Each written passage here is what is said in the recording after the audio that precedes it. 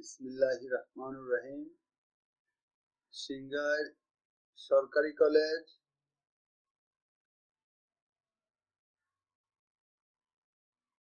Honours তৃতীয় বর্ষ ব্যবস্থাপনা যে অনলাইন ক্লাস কার্যক্রম আজ রবিবার বেলা 11টার এই সময়ে ব্যবস্থাপনা সম্মান তৃতীয় বর্ষের যে অনলাইন ক্লাস কার্যক্রম সে অনলাইন ক্লাস কার্যক্রমে এই অনলাইন ক্লাস কার্যক্রম পরিচালনা করছি আমি মোহাম্মদ নুরুল হক, সহকারী অধ্যাপক, মার্কেটিং বিভাগ, সিংগাইর সরকারি কলেজ। আজ আজ রবিবার 13/12/2020 খ্রিস্টীয় তারিখ। আজকের এই সেশনে অনলাইন ক্লাস কার্যক্রমে এখনকার যে বিষয় সেটা হচ্ছে ব্যবস্থাপনা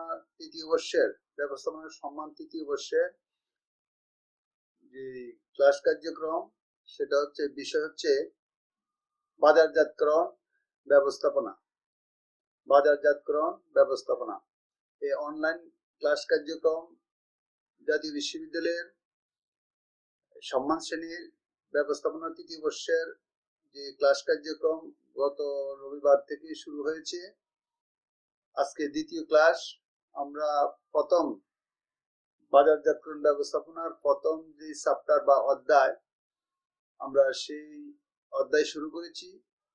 সেই অধ্যায়ের শিরোনাম বা হেডিং হচ্ছে marketing define for the 21st century, অর্থাৎ 21 সহস্রাব্দে মানে মানে বর্তমান শতাব্দীতে বাজারজাতকরণকে কি করা, সংজ্ঞায়িত করা। বাজারজাতকরণ ব্যবস্থাপনার দৃষ্টিকোণ থেকে এই অধ্যায়ের আলোচনার যে বিষয় defining the marketing management, A customer market, core concept of marketing management এবং মার্কেটিং ম্যানেজমেন্ট টাচ, এই অধ্যায়ের আলোচনার বিষয়সমূহ। এর মধ্যে আমরা গত ক্লাসে ডিফাইনিং দ্য মার্কেটিং ম্যানেজমেন্ট অর্থাৎ বাজারজাতকরণ ব্যবস্থাপনাকে সংজ্ঞায়িত করা, অর্থাৎ বাজারজাতকরণ ব্যবস্থাপনা বলতে কি বোঝায়, এবং কে কাস্টমার মার্কেট অর্থাৎ বাজারজাতকরণে ক্রেতা কত রকমের বা ক্রেতার প্রকারভেদ। কে কাস্টমার মার্কেট অর্থাৎ ক্রেতার বাজার কত রকমের হতে পারে, আমরা সেই বিষয় নিয়ে আলোচনা করেছি। আজকে আমাদের আলোচনার বিষয় হচ্ছে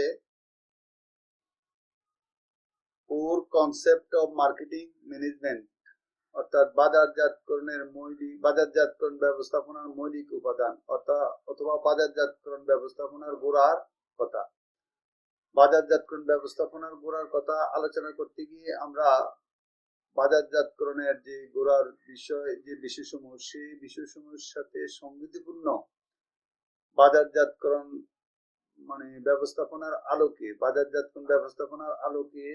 বাজারজাতকরণ প্রচেষ্টাকে যে সমস্ত মৌলিক বাজারজাতকরণ বিষয়সমূহের উপর গুরুত্ব দিয়ে বাজারজাতকরণ প্রচেষ্টাকে কি করা যায়, সমৃদ্ধ করা যায়, এমনতর বিষয়সমূহ হচ্ছে বাজারজাতকরণ ব্যবস্থাপনার মৌলিক ধারণা। বাজারজাতকরণ ব্যবস্থাপনার মৌলিক ধারণা 9টি বিষয়ের আলোকে কি করা যায়, আলোচনা করা যায়। এর মধ্যে আমরা বাজারজাতকরণ ব্যবস্থাপনা বলতে কি বোঝায় আমরা গত ক্লাসে আলোচনা করেছি। আসলে বাজারজাতকরণ ব্যবস্থাপনা হচ্ছে যে যখন বাজারজাতকরণ প্রচেষ্টায় ব্যবস্থাপনা নীতি পদ্ধতি প্রয়োগ ঘটিয়ে বাজারজাতকরণ উদ্দেশ্য অর্জনের জন্য বাজারজাতকরণ প্রচেষ্টাকে কি করা হয়, বাজারজাতকরণ প্রচেষ্টাকে সংগঠিত করা হয়, বাজারজাতকরণ প্রচেষ্টার কার্যক্রম কি করা হয়, পরিচালনা করা হয়। আমরা যেটা জানি সেটা হচ্ছে যে বর্তমান সময়ে কি বলে যে বাজারজাতকরণের যে বিষয়টা ছিল যে আগে উৎপাদন তারপর হচ্ছে বিক্রয়, কিন্তু বর্তমান সময়ে দেখা যাচ্ছে যে উৎপাদন করে বিক্রয়ের উৎপাদন করে বিক্রয়ের পরিবর্তে আগে ভোক্তার প্রয়োজন নির্ধারণ, তারপরে হচ্ছে উৎপাদন, তারপরে হচ্ছে বাজারজাতকরণ। এভাবে যখন বাজারজাতকরণ কার্যক্রম পরিচালনা করা তখন সেটা হচ্ছে বাজারজাতকরণ ব্যবস্থাপনা। আর এই কার্যক্রম পরিচালনা করতে গিয়ে বাজারজাতকরণ মৌলিক ব্যবস্থাপনার কি নিয়ে থাকে, মৌলিক ব্যবস্থাপনার কি নিয়ে থাকে, প্রয়োগ ঘটিয়ে থাকে, বা মৌলিক ব্যবস্থাপনার জ্ঞানের ব্যবহার বা প্রয়োগ ঘটিয়ে থাকে। আর সেটি হচ্ছে বাজারজাতকরণ ব্যবস্থাপনা। আর বাজারজাতকরণ ব্যবস্থাপনার মৌলিক ধারণা যে সমস্ত বিষয়ের উপর প্রতিষ্ঠিত, সেই বিষয়সমূহ হচ্ছে: এক, প্রয়োজন, অভাব, চাহিদা; দুই, অভিষ্ট বাজার, বাজারে অবস্থান গ্রহণ এবং বাজার বিভক্তিকরণ; তিন, বাজার অর্পণ। বাজার অর্পণের আবার দুইটা দিক, একটা হচ্ছে পণ্য অর্পণ আর একটা হচ্ছে ব্র্যান্ড অর্পণ। একটা হচ্ছে পণ্য অর্পণ আর একটা হচ্ছে ব্র্যান্ড অর্পণ। তিন। চার, চার হচ্ছে ক্রেতা ভ্যালু ও সন্তুষ্টি, অর্থাৎ একদিকে হচ্ছে ক্রেতা ভ্যালু আর একদিকে হচ্ছে ক্রেতা সন্তুষ্টি। চার। পাঁচ, পাঁচ হচ্ছে বাজারজাতকরণ বন্টন, বাজারজাতকরণ প্রণালী। বাজারজাতকরণ প্রণালী, বাজারজাতকরণ প্রণালীর আবার তিনটা দিক, একটা হচ্ছে যোগাযোগ প্রণালী, একটা হচ্ছে বন্টন প্রণালী আর একটা হচ্ছে সেবা প্রণালী। পাঁচ। ষষ্ঠ যে বিষয়টা সেটা হচ্ছে সরবরাহ চেইন, সরবরাহ চেইন। ছয়। সপ্তম যে বিষয়টা সেটা হচ্ছে বাজারজাতকরণ প্রতিযোগিতা, অর্থাৎ প্রতিযোগী বা বাজারজাতকরণ প্রতিযোগিতা। প্রতিযোগিতার বিষয় আবার তিনটি বিষয়ের আলোকে বলা যায়। একটি হচ্ছে ব্র্যান্ড প্রতিযোগী, একটি হচ্ছে শিল্প প্রতিযোগী আর একটা হচ্ছে জেনারিক প্রতিযোগী। তারপর হচ্ছে অষ্টম যে বিষয়টা সেটা হচ্ছে বাজারজাতকরণ পরিবেশ। বাজারজাতকরণ পরিবেশ, পরিবেশেরও দুইটা দিক থাকতে পারে, একটা ব্যষ্টিক পরিবেশ, সমষ্টিক পরিবেশ, অথবা ব্যষ্টিক এবং সমষ্টিক পরিবেশকে একটা নিয়ন্ত্রণযোগ্য অনিয়ন্ত্রণযোগ্য এমনতর ধারণার আলোকে। লাস্টলি 9 নম্বর হচ্ছে বাজারজাতকরণ পরিকল্পনা। বাজারজাতকরণ পরিকল্পনা, এই যে 9টি বিষয়, 9টি বিষয়ের মৌলিক ধারণা কেমন সেগুলো নিয়ে হচ্ছে বাজারজাতকরণ ব্যবস্থাপনার মৌলিক ধারণা অথবা বাজারজাতকরণ ব্যবস্থাপনার গোড়ার কথা। Core concept of marketing management, core concept of marketing management. আমরা প্রথমে যেটা সেটা হচ্ছে প্রয়োজন, অভাব, চাহিদা। এটা অনেক বড় আলোচনা, তবু আমরা খুব রিপিটলি আলোচনা শেষ করার চেষ্টা করবো একটি বিষয়ে। প্রিয় শিক্ষার্থী, যে অনলাইন ক্লাস কার্যক্রম পরিচালনা হচ্ছে কি বলে যে সিংহের সরকারি কলেজ ব্যবস্থাপনা সম্মান তৃতীয় বর্ষের 11টার এই সেশনে বাজারজাতকরণ ব্যবস্থাপনা যে ক্লাস কার্যক্রম, এই ক্লাস কার্যক্রমে আমরা বাজারজাতকরণ ব্যবস্থাপনার মৌলিক ধারণা নিয়ে আলোচনা করছি। মৌলিক ধারণার প্রথম যে বিষয়টি সেটি হচ্ছে প্রয়োজন, অভাব, চাহিদা। প্রয়োজন বলতে যেটা বোঝায়, অর্থাৎ এমন একটি মানসিক অবস্থা যখন কোনো ক্রেতা বা যখন কোনো ভোক্তা বা যখন কোনো ব্যক্তি কোনো কিছু থেকে নিজেকে বঞ্চিত মনে করে, এমন একটা মানসিক অবস্থাই হচ্ছে কি প্রয়োজন। আর প্রয়োজনের পরবর্তী যে বিষয়, অর্থাৎ প্রয়োজন যখন সমাজ, সংস্কৃতি এবং ব্যক্তির ব্যক্তিত্বের দ্বারা পোষিত হয়ে মূর্ত ধারণা রূপ লাভ করে, সেটি হচ্ছে অভাব। প্রয়োজন, অভাব। আর অভাব, মানুষের অভাব অসীম, অসীম অভাব থেকে তার সামর্থ্যের আলোকে, অর্থাৎ অসীম অভাব তো অসীম অভাবের মধ্যে থেকে মানুষের অভাব অসীম, কিন্তু সম্পদ পূর্ণের মানে অসীম অভাব থেকে একটা সিলেক্টিভ তার সামর্থ্যের আলোকে যে অভাব পূরণ করার জন্য যে সে সিদ্ধান্ত গ্রহণ করে, সেটি হচ্ছে চাহিদা। অর্থাৎ অসীম মানুষের অভাব অসীম, অসীম অভাবকে সামর্থ্য সীমিত, এই সীমিত সামর্থ্য দিয়ে অসীম পূরণ করতে গিয়ে যেখানে যেটাকে পূরণের জন্য সিলেকশন করে যা নির্ধারণ করে সেটি হচ্ছে চাহিদা। অর্থাৎ মানুষের কি বলে যে কোন দ্রব্য পাইবার আকাঙ্ক্ষা, ওর জন্য প্রয়োজনীয় অর্থ এবং অর্থ ব্যয় করার ইচ্ছা, এমন তিনটি বিষয় একত্রে হলে সেটা কি হয়, চাহিদা সৃষ্টি হয় বা চাহিদা। তাহলে বাজারজাতকরণের গোড়াতে কিন্তু আসলে মানুষের প্রয়োজনকে কেন্দ্র করে প্রয়োজনের ধারা পরবর্তী পর্যায়ে প্রয়োজনের যে বিমূর্ত ধারণা, প্রয়োজন বিমূর্ত ধারণা, কিন্তু প্রয়োজনের তুলনায় অভাব কিছুটা মূর্ত ধারণা। আর মূর্ত থেকে যখন সে তার মানে সে তার পরিবেশ পরিস্থিতি অর্থাৎ প্রয়োজন যখন সমাজ সংস্কৃতি ব্যক্তি ব্যক্তিদের উপর সেটা হয়ে মুক্ত ধারণা রূপ লাভ করে, সেটা হচ্ছে অভাব। আর অভাব যখন অভাব পূরণের সামর্থ্যের দৃষ্টিকোণ থেকে অভাব তিনটি শর্তের বিষয়ে যখন সেটা একটি মানে নির্দিষ্ট লক্ষ্যের দিকে এগিয়ে যায়, তখনই সেটা হচ্ছে চাহিদা। তাহলে এমন বাজারজাতকরণের মৌলিক ধারণাগুলো মূলত মানুষের প্রয়োজন অভাব চাহিদাকে কেন্দ্র করেই কিন্তু মানুষের মানে উৎপাদন, ক্রেতার প্রয়োজন মানে চাহিদা অভাব মানে এগুলোর উপলব্ধি কেমন হতে পারে এমনতর বিষয়গুলো কিন্তু বাজারজাতকরণ ব্যবস্থাপনার অত্যন্ত গোড়ার অথবা ফাউন্ডেশন, একেবারে নিগুড় মানে কি বলে যে গোড়াতে এমন বিষয় কি করে থাকে, কাজ করে থাকে। তাহলে সেটা হচ্ছে প্রয়োজন অভাব চাহিদা। তারপরে হচ্ছে অভিষ্ট বাজার, বাজারে অবস্থান গ্রহণ এবং বাজারজাতকরণ মিশ্রণ। অভিষ্ট বাজার বলতে বোঝায় যে সমগ্র বাজারে থেকে যখন একটি নির্দিষ্ট ক্রেতা শ্রেণীকে কেন্দ্র করে একটি বাজারকে মানে বাজারে মানে প্রচেষ্টা বিনিয়োগ করার জন্য কোনো এক বা একাধিক বিভাগ বেছে নেওয়া হয়, তখন এই এক বা একাধিক বিভাগকে তখন কি বলা হয়, অভিষ্ট বাজার বলা হয়।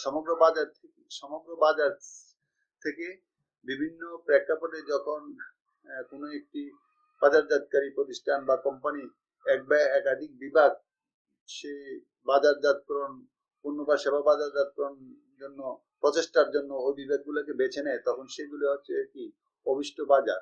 আর অভিষ্ট বাজার পরে যে বিষয়টা বা ধারণাটা সেটা হচ্ছে বাজারে অবস্থান গ্রহণ। বাজারে অবস্থান গ্রহণ বলতে বোঝায় যে একটি কোম্পানি বা একটি প্রতিষ্ঠান তার পণ্যকে প্রতিযোগী পণ্যের তুলনায় যেই মানে যেই প্রতিশ্রুতিতে বা যেই গুণাবলীতে যেই উপযোগিতায় যেই বৈশিষ্ট্য দিয়ে ক্রেতাকে আকর্ষণ করানোর জন্য যে প্রচেষ্টা চালায় অথবা এই বিষয়ের উপর গুরুত্ব দিয়ে সে তার পণ্যকে কি করবে, ক্রেতার আস্থা অর্জনের জন্য সে কি করবে মানে গুরুত্ব দিবে।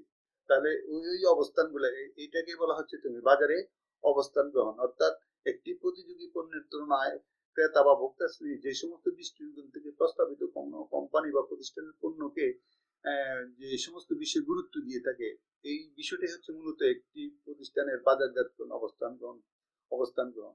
আর সেই ক্ষেত্রে একটি প্রতিষ্ঠান প্রতিযোগী পণ্যের তুলনায় এমনতর কিছু বিষয় আছে স্বতন্ত্রভাবে সে তার পণ্য বা মানে সেবা পরিচিতির ক্ষেত্রে এমনতর বৈশিষ্ট্যের সংযোগ ঘটিয়ে সে বাজারে তার দৃঢ়তা, ক্রেতার আস্থা সৃষ্টি, ক্রেতার আস্থাকে ধরে রাখা এবং প্রতিযোগিতামূলক শক্তি অর্জনের যে বিষয়গুলোকে সে গুরুত্ব দিয়ে থাকে, এমনতর অবস্থাগুলি হচ্ছে যে বাজারে অবস্থান গ্রহণ। তারপরে আরেকটি বিষয় যেটি সেটা হচ্ছে বাজার বিভক্তিকরণ। বাজার বিভক্তিকরণ বলতে বোঝায় সমগ্র বাজারকে যখন সমজাতীয় বৈশিষ্ট্যের ভিত্তিতে এক বা একাধিক বিভাগে বিভক্ত করা হয়, তখন প্রত্যেকটি বিভাগে একটি বাজারের অংশ। সমগ্র বাজার হোল মার্কেটকে যখন সমজাতীয় বৈশিষ্ট্যের ভিত্তিতে বিভিন্ন বিভাগে বিভাগ করা, তখন সেটাকে বলা হয় কি বাজার বিভক্তিকরণ। এভাবে গোড়াতে ভোক্তার প্রয়োজন অভাব চাহিদা এগুলো নির্ধারণ করার পরে কিন্তু বাজারে অবস্থান গ্রহণ করার বিষয় নির্দিষ্ট ক্রেতা শ্রেণী বা অভিষ্ট ক্রেতা শ্রেণী নির্ধারণ করা বা টার্গেট মার্কেট নির্ধারণ করা, তার আলোকে বাজারে অবস্থান নেওয়া এবং সেখানে তার প্রেক্ষিতে বাজারের কি করতে বিভক্ত হোল মার্কেট মানে পুরো বাজারকে তার সামর্থ্যের আলোকে সমজাতীয় বৈশিষ্ট্যের ভিত্তিতে ক্রেতা শ্রেণীকে বিভক্ত করে সেই বিভক্ত অংশে তার বাজারজাত প্রচেষ্টা বিনিয়োগ করার জন্য যে কর্মকৌশল, সেটি হচ্ছে দ্বিতীয় ধাপ, যে অভিষ্ট বাজার অবস্থান গ্রহণ এবং কি বলে যে বাজার বিভক্তিকরণ। তৃতীয় যেটা সেটা হচ্ছে বাজার অর্পণ করে থাকে একটা কোম্পানি প্রতিষ্ঠান কি বাজারে কি অর্পণ করে থাকে, বাজার অর্পণ করে থাকে পণ্য। অর্থাৎ বাজারে অর্পণ করে মানে নির্দিষ্ট যে ভোক্তার প্রয়োজন অভাব চাহিদার আলোকে যা প্রয়োজন, অর্থাৎ তার প্রয়োজন বলতে যেটা মানুষের যে খাদ্য বস্ত্র বাসস্থান শিক্ষা চিকিৎসা বিনোদন এগুলোকে কেন্দ্র করে কোনো একটা বিষয়কে কেন্দ্র করে বা একাধিক বিষয়কে কেন্দ্র করে ক্রেতা সমাজের যে মৌলিক চাহিদা পূরণের জন্য যে প্রচেষ্টা বিনিয়োগ করে, সেই প্রচেষ্টার আলোকে যে কোনো পণ্য বা সেবা উৎপাদন, সেই পণ্য কি করে থাকে, বাজারে কি করে থাকে, অর্পণ করে থাকে। বাজারে অর্পণ, সেই পণ্য কোনো না কোনো ক্রেতার যে প্রয়োজন অভাব চাহিদা পূরণের জন্য সেটা কি করে, অর্পণ করে। আর সেই দ্বিতীয় যে বিষয়টা এই পদক্ষেপের, সেটা হচ্ছে ব্র্যান্ড। ব্র্যান্ড বলতে মূলত বোঝায় যে যে কোম্পানি বা প্রতিষ্ঠান যে পণ্য বা সেবা অর্পণ করে, সেটা কিন্তু একটা নির্দিষ্ট একটা কিন্তু নাম, অর্থাৎ ব্র্যান্ড বলতে নাম, পরিচিতি, প্রতীক, মানে এমনতর বিষয়গুলা। মানে বাজারে বিভিন্ন মানে কি বলে, কোম্পানির মাঝে নিজের পরিচিতিকে তুলে ধরার জন্য, নিজের নিজের বিষয়টাকে তুলে ধরার জন্য, নিজের পরিচিতি লাভের জন্য সেখানে ট্রেডমার্ক অথবা কি বলে প্রতীক চিহ্ন, কি বলে যে নাম, ব্র্যান্ড নাম, এমনতর বিষয়, তাকে একটা নাম দিয়ে কিন্তু একটা পণ্য বাজারে কি পায়, প্রতিষ্ঠা পায়। অথবা একটা নাম দিয়ে কিন্তু একটা পণ্যকে বাজারে কি দিতে হয়, তার বাজারে কি করতে হয়, ছাড়তে হয়। এবং এই বাজারে ছাড়তে গিয়ে একটা নির্দিষ্ট নামে তার কি করতে হয়, তাকে কি করতে হয়, বাজারজাত করতে হয়, বা তার পরিচিতি কি করতে হয়, গড়ে তুলতে হয়। আর এই বিষয়টা হচ্ছে ব্র্যান্ড নাম, যে প্রথমত পণ্য অর্পণ, তারপর হচ্ছে ব্র্যান্ড অর্পণ হলো তৃতীয় যে বিষয়টা সেটা। তারপরে চতুর্থ যে বিষয় সেটা হচ্ছে ক্রেতা ভ্যালু ও ক্রেতা সন্তুষ্টি। ক্রেতা এবং মানে পর্যায়ক্রমে মানে বাজারজাতকরণ প্রচেষ্টাকে মানে সংগঠিত করার বিষয়ে মানে পদক্ষেপ বা ক্রমগতিতে অগ্রসর হয়ে যে সমস্ত কার্যক্রমগুলো আসে, এর চতুর্থ পর্যায়ে যেটা আসে ক্রেতা ভ্যালু এবং ক্রেতা সন্তুষ্টি। বাজারজাতকরণ প্রচেষ্টা বা বাজারজাতকরণ যে ব্যবস্থাপনার যে গোড়াতে যে বিষয়টা গুরুত্ব পায়, যে ক্রেতা ভ্যালু এবং সন্তুষ্টির বিষয়কে বিবেচনা করা। ক্রেতা ভ্যালু মূলত ক্রেতা একটি পণ্য ক্রয় করে ওই পণ্য থেকে প্রাপ্ত বিভিন্ন সুবিধা বা উপযোগিতাকে গুরুত্ব দিয়ে, এবং ক্রেতা ওই পণ্য ক্রয়ের পিছনে কি করে থাকে, অর্থ ব্যয় করে থাকে। ক্রেতা কোনো পণ্য থেকে প্রাপ্ত সুবিধা, যে পরিমাণ সুবিধা উপযোগিতা পায় এবং তার বিনিময়ে যে অর্থ স্বার্থ ত্যাগ করে, এই দুইয়ের মধ্যে যে পার্থক্য, দুইয়ের মধ্যে যে ব্যবধান বা দুইয়ের মধ্যে যে পার্থক্য, এটাকে বলা হচ্ছে ক্রেতা ভ্যালু। ক্রেতা ভ্যালু। আর ক্রেতা সন্তুষ্টি বলতে বোঝায় একটি পণ্য ক্রেতা বিভিন্নভাবে একটি পণ্য সম্পর্কে তার আস্থা বা তার আগ্রহ বা এটার উপযোগিতা, সে যে সমস্যা বা যে উপযোগিতা পূরণ করতে চায়, যে সমস্যা সে সমাধান করতে চায়, এমন ধরনের পণ্য সম্পর্কে সে তার পরিচিত মহল বা বন্ধু বান্ধব মহল অথবা কোম্পানির যে প্রমোশনাল কার্যক্রম বা প্রতিষ্ঠানের যে প্রমোশনাল কার্যক্রম থেকে সে পণ্য সম্পর্কে জ্ঞাত হয়ে ওই জাতীয় সমস্যা পূরণের জন্য সে ওই পণ্য থেকে যে সুবিধা বা উপযোগিতা বা সমস্যা সমাধানের বিষয়টা যেভাবে সে প্রত্যাশা করে, সেটি হচ্ছে প্রত্যাশা করে, যেমন ভাবে প্রত্যাশা করে তার সাথে যে মানে প্রাপ্তির মিল, এটি হচ্ছে ক্রেতা সন্তুষ্টি। একটা হচ্ছে তার মানে সে যেরকম প্রত্যাশা করে তার সাথে যদি তার প্রাপ্তির সামান্য ঘটে, তাহলে এটা ক্রেতা সন্তুষ্টি। আর যদি প্রাপ্তির থেকে প্রত্যাশার অমিল ঘটে, তাহলে সন্তুষ্টির মাত্রা অসন্তুষ্টি সেটা। তারপরে যদি প্রাপ্তির চেয়ে প্রত্যাশার মাত্রা আরো ভালো হয়, তাহলে সেটা হচ্ছে আনন্দিত বা পরম আনন্দিত। তাহলে এভাবে কিন্তু একটি পণ্য প্রতি ক্রেতার আগ্রহের দৃষ্টিভঙ্গিতে ক্রেতার উপযোগিতা মানে কিভাবে পূরণ করতে চায়, এবং ওই পণ্য থেকে ক্রেতার উপযোগিতা মাত্রা কিভাবে কতটুকু লাভ করে, এবং ক্রেতার মানে একটি পণ্য থেকে যে সুবিধা পায় তার জন্য যে স্বার্থ ত্যাগ করে, তার সাথে যে গ্যাপ, এমনতর থিম সেন্স ধারণাগুলোর বিষয় হচ্ছে যে ক্রেতা ভ্যালু এবং ক্রেতা সন্তুষ্টি। তারপর হচ্ছে পঞ্চমত যেটা, সেটা হচ্ছে প্রণালী। প্রণালী বলতে বোঝায় মূলত যে একটি কোম্পানি বা একটি প্রতিষ্ঠান তার যে পণ্য বা সেবা উৎপাদন করে, তার পণ্য বা সেবা আমরা জানি যে উৎপাদনকারী এবং ভোক্তার মধ্যে বিভিন্ন ধরনের যে ব্যবধান বিদ্যমান। মানে ক্রেতা উৎপাদন হচ্ছে একটা কেন্দ্রীভূত, আর ভোগ হচ্ছে বিকেন্দ্রীভূত। ভোক্তারা কি বলে দেশের আনাচে কানাচে মানে প্রত্যন্ত অঞ্চলে ছড়িয়ে ছিটিয়ে বিশ্বব্যাপী কি থাকতে পারে, উৎপাদিত পণ্যের ক্রেতা কি থাকতে পারে বিরাজমান, বা মানে উৎপাদিত পণ্যের ক্রেতা থাকতে পারে। এখন একটি পণ্য বাজারজাতকারী তার ভোক্তাদের দূর করে পৌঁছতে গেলে সময়, তার প্রচেষ্টা এবং সামর্থ্য সব দিক থেকে মানে সকল ক্রেতার দূর করায় ক্রেতার পক্ষে পৌঁছানো কি হয় না, সম্ভব হয় না। আর সেটাকে ফিজিক্যাল মানে বন্টন, ফিজিক্যালি স্থানান্তর অথবা স্থানান্তর হতে গিয়ে এখানে যে ভোক্তা শ্রেণীকে অভিহিতকরণের বিষয় এবং মানে অভিহিতকরণ সংক্রান্ত বিষয়ে যে সমস্ত যে কি বলে যে সেবাকর্ম বা সাংগঠনিকভাবে বা প্রাতিষ্ঠানিকভাবে যে সমস্ত সেবাকর্মের যোগান এমনতর বিষয়গুলোকে কেন্দ্র করেই হচ্ছে যে বাজারজাতকরণ যে প্রণালীর মানে থিম বা ধারণা। আর এই প্রণালীর তিনটা বিষয়, একটা হচ্ছে যোগাযোগ প্রণালী।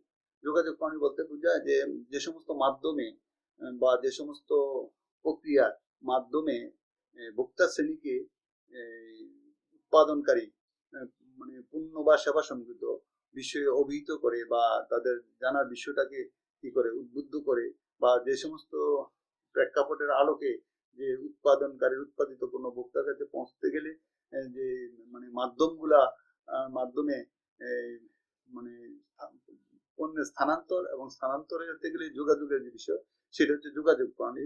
আর একটা হচ্ছে বন্টন প্রণালী। বন্টন প্রণালীর যেটা বিষয় সেটা হচ্ছে যে সরাসরি উৎপাদনকারীর কাছ থেকে যে সমস্ত ভাবে পণ্য স্থানান্তরিত হয়ে যে সমস্ত হাত বদল হয়ে উৎপাদনকারীর কাছ থেকে পণ্য ভোক্তার কাছে পৌঁছে সেটা হচ্ছে বন্টন প্রণালী।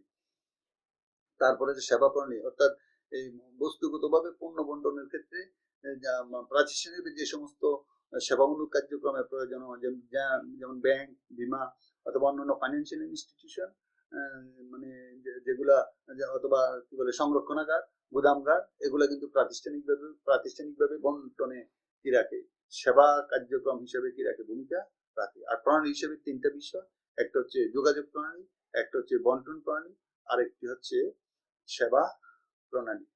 এগুলো পঞ্চম। তারপরে হচ্ছে যে সরবরাহ চেইন।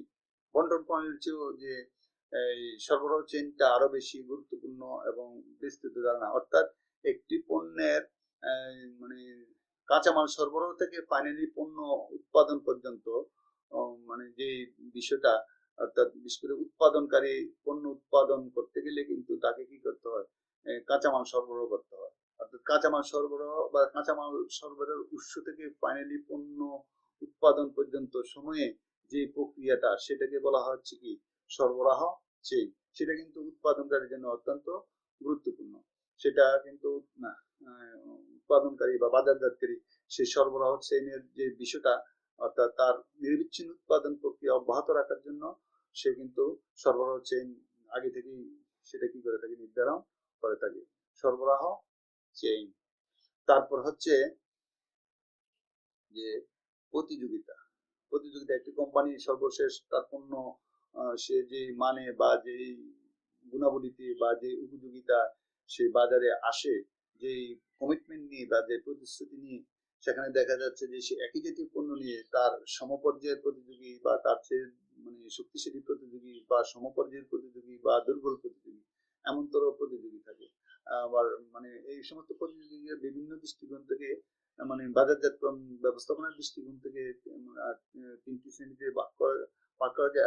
একটি হচ্ছে যে ব্র্যান্ড প্রতিযোগী। ব্র্যান্ড প্রতিযোগী বলতে একই জাতীয় পণ্য নিয়ে যারা মানে বিভিন্ন কোম্পানি নিজেদের মধ্যে প্রতিযোগিতা মানে নিজেদের ব্র্যান্ড এস্টাবলিশের জন্য যে চেষ্টা, যেমন পানীয় জগতে যদি আমরা Coca Cola, Bubble Up, Fanta, Seven Up এগুলা কিন্তু একই জাতীয় পানীয়। আবার যদি শিল্প প্রতিযোগিতা অর্থাৎ পানীয় জগতে সকল রকমের পানীয় উৎপাদনের প্রতিষ্ঠান কিন্তু একে অপরের প্রতিযোগী।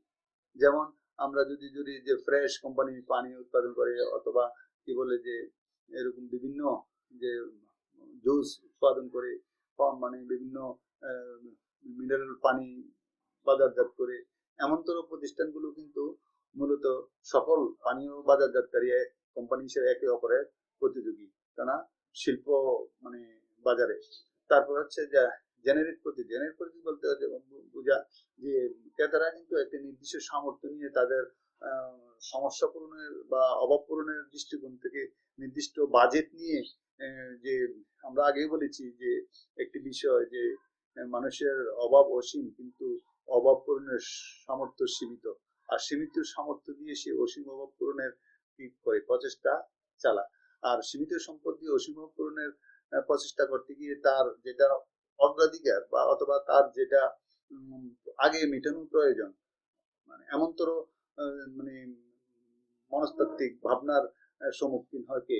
ভোক্তা বা ক্রেতা। তখন যখন একটি ক্রেতা একটি বাজেট তার বিভিন্ন অভাব বা চাহিদার প্রেক্ষাপটে কোন খাতে সে ব্যয় করবে এমন একটা বিষয়কে কি দিতে থাকে, এমন একটা বিষয় তার মেন্টালিটি ওয়াইভারিং কন্ডিশনে থাকে, তখন বাজারজাতকারীদের প্রচেষ্টা থাকে তো ওই যে ক্রেতা শ্রেণী বা ভোক্তা শ্রেণীর বাজেটটাকে তার নিজের দিকে কি করা, আকৃষ্ট করা। যেমন কোনো একজন ক্রেতা একটি যেমন 25,000 টাকা বাজারে সে ভাবতেছে কি একটি টেলিভিশন ক্রয় করবে, নাকি একজন ক্রেতা ভাবতেছে সে কি একটি ফ্রিজ ক্রয় করবে, নাকি কোনো একটা কোনো এয়ার কুলার ক্রয় করবে, না অন্য কোনো একটা বিষয় করবে। এখন ভোক্তা শ্রেণীকে ওই শ্রেণীর ভোক্তা শ্রেণীকে যে বাজেট নিয়ে আছে যে তার চাহিদার জগতে বা অভাব পূরণের জগতে তার মানে অর্থনৈতিক দৃষ্টিভঙ্গির আলোকে, তখন ক্রেতাকে মানে ভোক্তা শ্রেণীকে উদ্বুদ্ধ করার জন্য মানে ওই শ্রেণীর উৎপাদনকারী তার প্রয়োজনীয় তার পণ্যকে এমন ভাবে প্রেজেন্ট করবে বা উপস্থাপন করবে তার বাজারে যে যাতে ক্রেতা বা ভোক্তা ওই শ্রেণীর পণ্য ক্রয়ের জন্য কি হয়, উদ্বুদ্ধ হয় বা কি হয়, এগিয়ে যায় বা কি হয়, তার মধ্যে পণ্য ক্রয়ের মাত্রা বা আকর্ষণ কি হতে পারে, সৃষ্টি হতে পারে, বা আগ্রহ কি হতে পারে, সৃষ্টি হতে পারে। এমনতর মানে মানে প্রতিষ্ঠানের মধ্যে এমনতর ভাবনা নিয়ে যে প্রতিযোগিতা, সেটা হচ্ছে জেনারিক জেনারিক প্রতিযোগী। তাহলে প্রতিযোগীর দৃষ্টিকোণ থেকে এমন ভাবে কি হতে পারে, বিভিন্ন শ্রেণী হতে পারে। তারপর হচ্ছে প্রতিযোগিতা, সরি আমরা যেটা বললাম এখন প্রতিযোগিতা, প্রতিযোগিতার যে তিনটি বিষয়, একটা হচ্ছে ব্র্যান্ড প্রতিযোগী, একটা হচ্ছে শিল্প প্রতিযোগী, আর একটা হচ্ছে জেনারিক প্রতিযোগিতা। তারপরে যেটা সেটা হচ্ছে পরিবেশ বাজারজাতকরণ। পরিবেশ বলতে বোঝা মূলত পারিপার্শ্বিকতা, অর্থাৎ বাজারজাতকরণ কার্যক্রম যে পারিপার্শ্বিকতায় বাজারজাতকরণ কার্যক্রম সম্পাদিত হয় সেটা হচ্ছে বাজারজাতকরণ পরিবেশ। আর এই বাজারজাতকরণ পরিবেশের আমরা ফান্ডামেন্টাল মার্কেটিং এ যেটা দেখেছি যে বাজারজাতকরণ পরিবেশের দুইটা দিক, একটা হচ্ছে ব্যষ্টিক পরিবেশ আর একটা হচ্ছে সমষ্টিক পরিবেশ। ব্যষ্টিক পরিবেশের উপাদান সমূহকে বাজারজাতকরণ নির্বাহী কিছুটা কি করতে পারে, নিয়ন্ত্রণ করতে পারে, কিন্তু সামষ্টিক পরিবেশের উপাদান সমূহকে বাজারজাতকরণ নির্বাহী কি করতে পারে, নিয়ন্ত্রণ করতে পারে না। তবে সমষ্টিক পরিবেশের উপাদান সমূহের পরিবর্তনের সাথে সে তার কর্মসূচিকে বা সে তার কার্যক্রমকে কি করতে পারে, সমন্বয় করতে পারে, অর্থাৎ নিয়ন্ত্রণযোগ্য এবং অনিয়ন্ত্রণযোগ্য। যেমন যেমন কোম্পানি সরবরাহকারী গ্রাহক প্রতিযোগী, এই সমস্ত বিষয়সমূহ একটা বিষয়। আরেকটা হচ্ছে যে যে অর্থনৈতিক, রাজনৈতিক, সাংস্কৃতিক বা প্রযুক্তিগত পরিবেশ এমনতর বিষয়। তাহলে এমনতর পরিবেশের এমনতর ভাবনার বিষয়টা কিন্তু, এবং পরিবেশ প্রতিনিয়তই কিন্তু কি পরিবর্তনশীল। বাজারজাতকারীকে প্রতিনিয়ত পরিবর্তনশীল অবস্থার প্রেক্ষাপটে তাকে কি করতে হয়, বাজারজাতকরণ সিদ্ধান্ত কি করতে হয়, গ্রহণ করতে হয়। এবং পরিবেশের নিয়ন্ত্রণযোগ্য, অনিয়ন্ত্রণযোগ্য অথবা ব্যষ্টিক এবং সমষ্টিক পরিবেশের উপাদান সময়ের বিবেচনা রেখেই বাজারজাতকারী কি করে থাকেন, তার বাজারজাতকরণ কার্যক্রম কি করে থাকেন, পরিচালনা করে থাকেন। এবং সর্বশেষ যেটা বাজারজাতকরণ ব্যবস্থাপনার যে মৌলিক উপাদানের আলোচনার বিষয়, সেটা হচ্ছে বাজারজাতকরণ পরিকল্পনা। এভাবে সামগ্রিক গোড়া থেকে এসে সর্বশেষে বাজারজাতকরণ উদ্দেশ্য অর্জনের জন্য যে বাজারজাতকরণ বিভাগ যে মানে কি করতে হবে, কিভাবে করতে হবে, এই সংক্রান্ত কৌশলগত যে সিদ্ধান্ত বা তার যে ভাবনার বিষয়, সেটা হচ্ছে কি বাজারজাতকরণ পরিকল্পনা। বাজারজাতকরণ উদ্দেশ্য অর্জনের জন্য যে বাজারজাত বিভাগ যে সিদ্ধান্ত পূর্ব থেকে যে সিদ্ধান্ত গ্রহণ করে থাকে। পরিকল্পনা বলতে তো বোঝায় যে আগে থেকেই কি করা, কোনো কাজের কি করা, চিন্তা ভাবনা করা, কি করতে হবে, কিভাবে করতে হবে, এমন ভাবনা। ঠিক একইভাবে বাজারজাত উদ্দেশ্য অর্জনের জন্য বাজারজাতকরণ বিভাগ যে যে চিন্তা ভাবনা বা কার্যাবলীর যে রূপরেখা, সেটি হচ্ছে কি বাজারজাতকরণ পরিকল্পনা। আর এই হচ্ছে বাজারজাতকরণ ব্যবস্থাপনা কি বলে যে মৌলিক ধারণা, core concept of marketing management. এবং এই মানে মৌলিক বাজারজাতকরণ ধারণার সাথে সঙ্গতি রেখে যে মানে প্রকৃত বাজারজাত উদ্দেশ্য অর্জন করতে গিয়ে বাজারজাতকরণ যখন ব্যবস্থাপনা ধারণার প্রয়োগ ঘটানো ঘটিয়ে থাকে বা বাজারজাতকরণ ব্যবস্থাপনার জ্ঞানের প্রয়োগ ঘটানো হয় বাজারজাতকরণ উদ্দেশ্য অর্জনের জন্য, তখনই সেটা হচ্ছে বাজারজাতকরণ ব্যবস্থাপনা। ঠিক আমরা বাজারজাতকরণ, বাজারজাতকরণের গুণার কথা, কোর কনসেপ্ট মার্কেটিং এবং কোর কনসেপ্ট মার্কেটিং এ আরো বেশি সমৃদ্ধ ধারণা নিয়ে আসতে গেলে বাজারজাতকরণ ব্যবস্থাপনার জ্ঞানের প্রয়োগের সাথে সংগতিপূর্ণ রেখে বাজারজাতকরণ ব্যবস্থাপনার যে মৌলিক ধারণা সেটাকে আমরা কি করতে পারি, এই সমস্ত বিষয়ের আলোকে আমরা কি করতে পারি, আলোচনা করতে পারি। এবং বিষয়সমূহ আমি আবার বলছি, প্রথম হচ্ছে কি বলে, প্রথম হচ্ছে প্রয়োজন, অভাব, চাহিদা। দ্বিতীয়ত হচ্ছে অভিষ্ট বাজার, তারপরে হচ্ছে বাজারে অবস্থান গ্রহণ এবং বাজার বিভক্তিকরণ। তৃতীয় যেটা সেটা হচ্ছে বাজার অর্পণ। এটারও দুইটা দিকে, একটা হচ্ছে পণ্য অর্পণ আর একটা হচ্ছে ব্র্যান্ড অর্পণ। তারপর হচ্ছে চতুর্থ যেটা কি বলে যে ক্রেতা, কি বলে ক্রেতা ভ্যালু এবং ক্রেতা সন্তুষ্টি, ক্রেতা ভ্যালু এবং ক্রেতা সন্তুষ্টি। তারপর হচ্ছে বাজারজাতকরণ প্রণালী, বাজারজাতকরণ প্রণালী। ষষ্ঠ যেটা সেটা হচ্ছে সরবরাহ চেইন, সরবরাহ চেইন। তারপরে হচ্ছে সপ্তম যেটা সেটা হচ্ছে প্রতিযোগিতা, সেটা হচ্ছে বাজারজাতকরণ প্রতিযোগিতা। তারপর হচ্ছে 8 নম্বর হচ্ছে বাজারজাতকরণ পরিবেশ এবং লাস্টলি যেটা সেটা হচ্ছে বাজারজাতকরণ পরিকল্পনা। তাহলে এইভাবে পর্যায়ক্রমিক মানে বিভিন্ন গোড়া থেকে শেষ পর্যন্ত এমনতর বিষয়গুলোকে সমৃদ্ধ ধারণার উপর প্রতিষ্ঠিত করেই বাজারজাতকরণ প্রচেষ্টা বা বাজারজাতকরণ কার্যক্রম কি করতে পরিচালনা করতে। আর হচ্ছে এই আলোচনায় হচ্ছে বাজারজাতকরণের মৌলিক, বাজারজাতকরণ ব্যবস্থাপনা মৌলিক উপাদান বা বাজারজাতকরণ ব্যবস্থাপনার গোড়ার কথা বা ধারণা, core concept of marketing management.